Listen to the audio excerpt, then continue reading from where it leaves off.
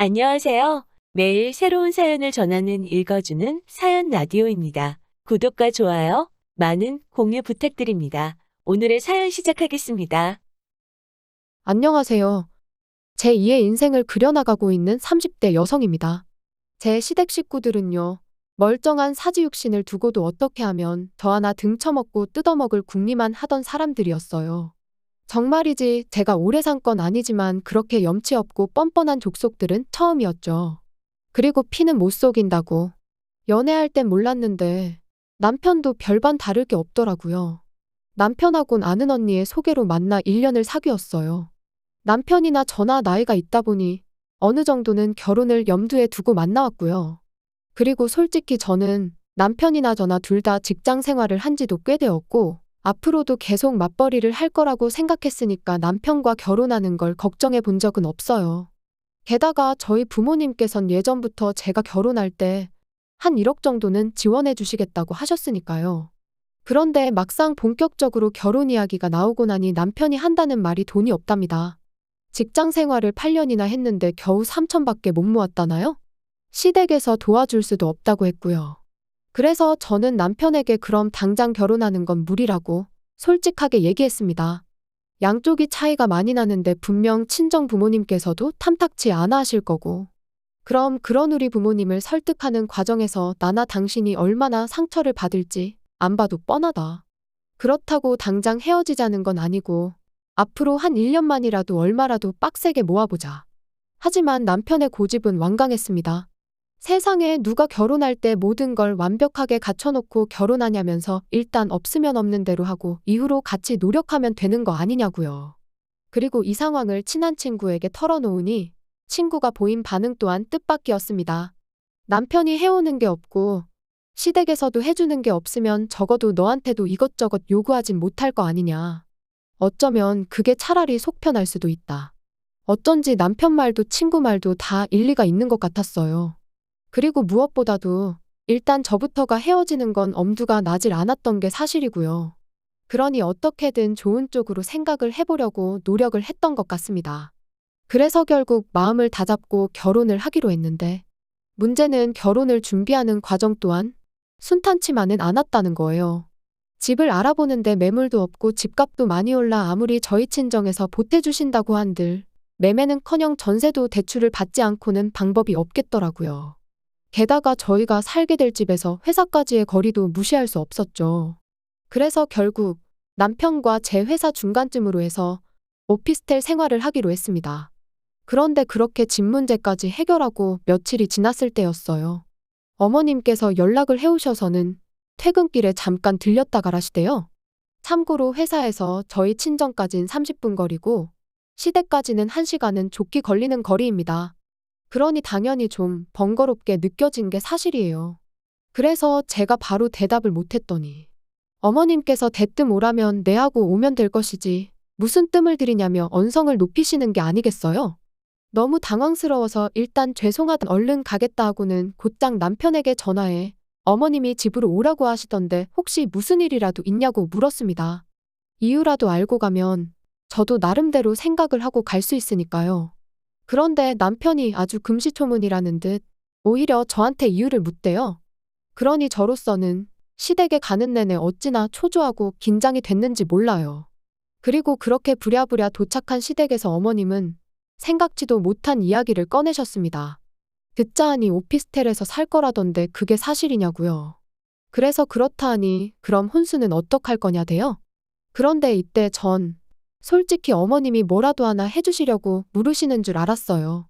아무래도 저는 모아둔 돈에 친정에서 해주는 것까지 하면 거의 2억 가까이 들고 가는데 남편은 겨우 3천만 들고 오는 상황이었으니까요. 그러니 어머님도 마음이 쓰이시는가 보다. 그래서 뭐라도 하나 해주고 싶으신 건가 뭐 그런 식으로 생각을 한 거죠.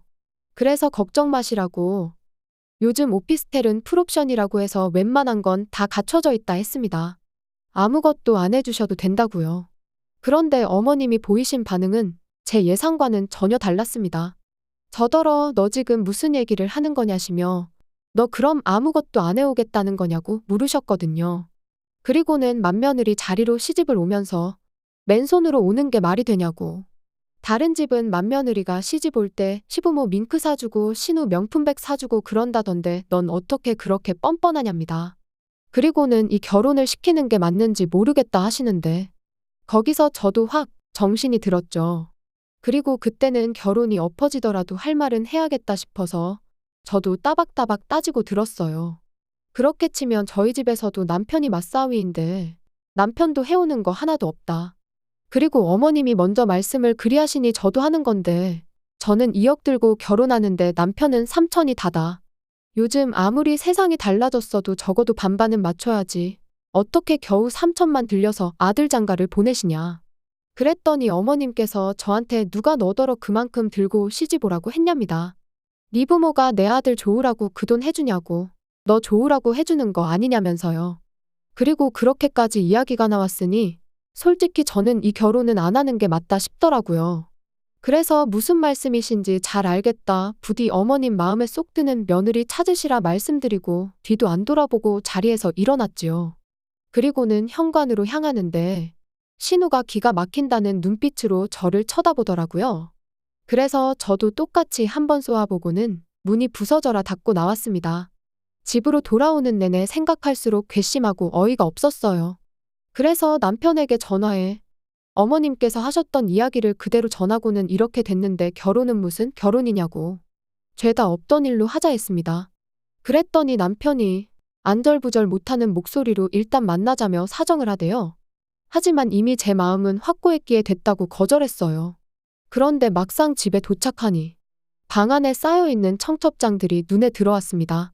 그리고 이내 이 나이에 파혼했다 하면 주변에서들 날 어떻게 볼까 싶고 한편으론 부모님 체면에도 먹칠을 하는 건 아닌지 정말 별의별 생각이 다 드는 거예요. 그리고 그 와중에 남편은 계속해서 자기가 어머니하고 제대로 단판을 짓겠다며 한 번만 자기를 믿어달라고 문자를 보내댔고요. 그래서 결국 원래대로 결혼하기로 한 거죠. 그리고 정말로 약속대로 남편이 어머님하고 단판을 잘 지었는지 이후로 결혼식까지 어머님께선 억지를 쓰시거나 무리한 요구를 하지 않으셨습니다. 그래서 저는 이제부터라도 어머님과 잘 지내봐야겠다고 생각을 했죠. 그런데 어머님이 괜히 가만히 계셨던 게 아니었어요. 신혼집을 얻고 하는 과정에서 일단 대부분은 제가 가진 돈으로 해결할 수 있었기에 남편이 모아둔 3천만 원은 제가 달라고 하질 않았었어요. 그 돈으로는 차를 사면 되겠다 싶었거든요. 그런데 결혼하고 며칠 지나지 않았을 때 중고차 구경을 하다가 정말 괜찮은 차를 발견했습니다. 그래서 남편에게 이 차로 사면 될 것 같으니 돈을 달라고 했거든요. 그랬더니 자꾸 이 핑계 저 핑계만 대면서 돈을 주지 않는 거예요. 그리고 그런 남편의 태도가 너무 미심쩍어서 그럼 알겠다 차는 안 사도 된다. 하지만 돈은 일단 보내달라 했습니다. 그랬더니 그걸 왜 달라고 하냐면서 오히려 언성을 높이는 게 아니겠어요? 그리고 그런 남편의 태도가 정말 어찌나 수상쩍던지. 그래서 저도 지지 않고 같이 소리를 지르기 시작했어요. 그랬더니 그제서야 하는 말이 자기한테 1,000만 원밖에 없답니다. 어이가 없었어요. 결혼 이야기 나오고 지금까지 반년 동안 도대체 2천을 어디다 쓴 건지 감이 안 왔거든요. 그래서 혹시 주식했냐 코인했냐 물으니 그것도 아니랍니다. 그리고는 하는 말이 어머님한테 드렸대요. 죽기 살기로 키워놨더니 은혜도 안 갚고 장가를 가냐며 나오지도 않는 눈물을 쥐어짜내고 효를 하시길래 보다 못해 얼마면 되겠냐고 소리를 질렀더니 언제 울었냐는 듯 일단 2천이라고 하시며 계좌로 보내라고 하시더라나요. 그래서 진짜 치사하고 더러워서 드렸다고요.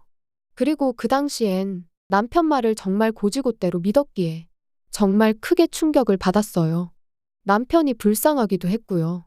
그래서 더는 따지지 않고 알겠다 했습니다. 그리곤 그냥 남은 1,000만 원만 제가 가지고 왔어요. 남편이 들고 있다가는 그나마도 뺏기지 싶어서 말이에요. 그런데 생각지도 못한 골치 아픈 일이 또 터졌습니다. 이제 정말 돈 좀 모아볼까 하는 타이밍에 남편 회사가 부도가 나면서 남편이 실직을 하게 됐거든요. 그리고 솔직히 저에게 남편의 실직 자체는 그렇게 큰 일은 아니었어요. 사람이 살다 보면 이런저런 일도 있고 인생이란 게 다 제 뜻대로만 되는 건 아니니까요. 그렇지만 실직 이후로 남편이 보여준 그 태도, 그게 저를 너무 힘들게 했습니다. 재취업은 고사하고 오로지 게임과 술에 의지하며 하루하루 허송세월을 보내기 시작했거든요. 그리고 그렇게 2달이 넘어가니 제 인내심도 바닥이 나대요. 그래서 남편더러 언제까지 그렇게 살 거냐니까 때가 되면 다 알아서 할 거라더니 대뜸 저더러 가게를 얻어달랍니다. 하다못해 포장마차라도 하나 열어달라나요? 어이가 없었어요. 라면도 하나 제대로 못 끓여 먹는 주제에 포장마차라뇨. 그래서 돈이 어딨냐고 말도 안 되는 소리 좀 하지 말라고 했어요. 그랬더니 자기가 가져온 1,000만 원 얘기를 하면서 그걸로 하면 될 거 아니냐는 거예요. 그리고는 이 이야기가 어떻게 시부모님 귀에까지 들어가서는 그때부터 어머님한테 하루가 멀다 하고 연락이 오기 시작했습니다. 남편이 뭘 좀 해보겠다는데 마누라가 돼서는 지지는 못해주고 초나치고 앉았냐면서요. 그래서 결국 남편한테 1,000만 원 돌려줬어요. 이걸로 네가 하던지 말던지 알아서 하라고요. 하지만 제가 우려한 대로 남편은 뭐 하나 지 손으로 할 줄을 모르는 인간이었습니다. 당장 포장마차를 하겠다고 해놓고 자리도 하나 못 구해서는 끙끙 앓고만 있었으니까요. 그래서 결국 제가 아는 사람을 통해 물어물어 대학가 근처에 자리까지 잡아줬지요. 그리고 그 정도로 해줬으면 남편도 어느 정도 노력은 할 줄 알았는데 천만에요. 장사 시작하고 2주 만에 남편이 도저히 못하겠다며 말 그대로 2손 2발 다 놔버렸거든요. 아무래도 저녁 장사를 하다 보니 별의별 손님들이 다 왔던 모양인데 남편 입장에선 그게 감당하기 어려웠던 모양입니다. 자기 적성에 안 맞는 것 같다고 그냥 직장 생활이나 해야겠다 그러는데 솔직히 눈앞이 깜깜했어요. 막말로 오라는 직장이 있던 것도 아니고 그럼 또 게임과 술에 빠져 지내면 어쩌나. 그리고 그런 생각을 하니 암담했던 거죠. 그래서 결국 남편한테 제가 도와주겠다고 했습니다. 그러니까 조금만 더 힘을 내보라고요. 하지만 결론부터 이야기하자면 소용없는 짓이었어요. 제가 열심히 할수록 남편은 더욱 게을러지고 안일해지고 이리저리 꾀만 부릴 뿐이었으니까요. 그리고 그런 남편을 어르고 달래다 보면 저는 2배, 3배로 힘들고 우울해지고 그래서 결국 남편더러 100만 원만 벌어도 좋으니 내일이라도 당장 출근할 곳을 찾으라 했습니다. 포장마차는 내가 하겠다고요. 사실 이제 와서 말이지만 그 무렵 저는 회사 생활보단 포장마차 일을 할 때 더 보람을 느끼고 있었어요. 그래서 남편이 차라리 포장마차에서 손을 떼줬으면 하는 바람도 없잖아 있었죠. 그리고 그렇게 3년이 지난 올해 초였습니다. 날씨가 너무 안 좋아서 도저히 포장마차는 열 수가 없겠다 싶어 모처럼 집에서 쉬고 있는데 어머님한테 연락이 왔어요. 할이하기가 있으니 남편하고 오라고요. 그래서 남편이 퇴근하기가 무섭게 시댁으로 향했는데 이번에도 역시나 잘 지냈냐 뭐 안부는 고사하고 다짜고짜 당신 할 말만 쏟아내셨습니다. 그리고 그 이야기는 기가 막히대요. 남자친구가 있는 줄도 몰랐는데 신우가 임신을 했다고요. 게다가 그 남자친구가 신우보다 10살이나 어리다는데 뭐라 할 말이 없었죠. 하지만 뭐 제가 어떻게 생각하든 2사람이 좋으면 그만 아닌가요? 그래서 축하한다 했습니다. 그랬더니 어머님이 너는 하나뿐인 신우가 시집을 가게 생겼는데 말로만 그러냐면서 신우랑 결혼해야 할 남자가 가진 게 쥐뿔도 없어서 큰일이다 뭐 그런 푸념을 잠깐 늘어놓으시더니 그래서 말인데 저더러 가게 열려고 모아놓은 돈이 있지 않냐며 일단 그 돈을 좀 쓰셔야겠답니다. 빌려달라고 해도 빌려줄까 말까인데 완전 맡겨놓은 사람처럼 말씀을 하시더라니까요. 그래서 단칼에 그렇게는 안 된다 했습니다. 어머님 말씀대로 가게 열 때 써야 하는 돈이라 안 된다고요. 그랬더니 어머님이 내가 너 그럴 줄 알았다면서 근데 너 그 포장마차 누구 돈으로 시작한지는 알고 있냐입니다. 내 아들 돈으로 시작한 거다. 이 말씀이셨죠. 그래서 저도 그건 결혼할 때 들고 온 결혼자금이었으니 남편 돈이라고만 볼 수는 없다고 받아쳤어요. 그런데 남편은 하지만 어머님이 3천을 다 가져가실 수도 있었는데 2천만 가져가신 거라고 생각하면 어머님의 권리가 아예 없다고는 볼 수 없다면서 헛소리나 하더라니까요. 그러면서 가게는 좀 천천히 열어도 되지만 신우는 이제 곧 배도 불러올 거고 그러니까 우열을 따져도 신우 결혼식이 먼저 아니겠냐면서 순서에 맞게 돈을 쓰잡니다. 기가 막혔죠. 그래서 당연히 싫다고 말도 안 되는 소리 좀 하지 말라고 했어요. 그리고는 남편더러 내가 그 돈을 어떻게 벌었는지 누구보다 잘 알면서 그런 소리가 나오냐고 그럴 것 같으면 당신이 당신 앞으로 대출받아 빌려주라고 쏘아붙였네요. 그랬더니 저희 어머님은 또다시 아니 돈이 있는데 뭐하러 쓸데없이 대출을 받아서 이자를 내냐며 저더러 그렇게 네 욕심만 챙기면 못 쓴다나요? 그리고는 시집 올 때도 시엠이고 신우한테 뭐 하나 해주지도 않고 정말 너무한다면서 그런 식으로 굴거면 아예 당신 아들하고도 살지 말라대요. 그리고 저는 그런 어머님의 말씀에 남편이 뭐라고 한마디라도 할 줄 알았는데 전혀요. 남편은 어머님이 하시는 말씀이 전부 다 옳다는 표정으로 저를 바라볼 뿐이었어요. 그래서 저도 몇 초간 남편을 바라보다가 알겠다고 했습니다. 데려가시라고. 지금 당장 제가 먼저 남편을 포기하겠다고요. 그랬더니 그제서야 어머님도 남편도 그리고 신우까지 이게 아닌데 하는 표정을 짓더니 남편이 제 손목을 잡아 끌곤 방으로 데리고 들어가선 왜 이렇게 일을 키우냐입니다. 그냥 이참에 몇 푼이라도 도와주고 어머님한테 인정받고 하면 얼마나 좋으냐면서요. 하지만 이제 와서 인정은 무슨 다 필요 없다 했습니다.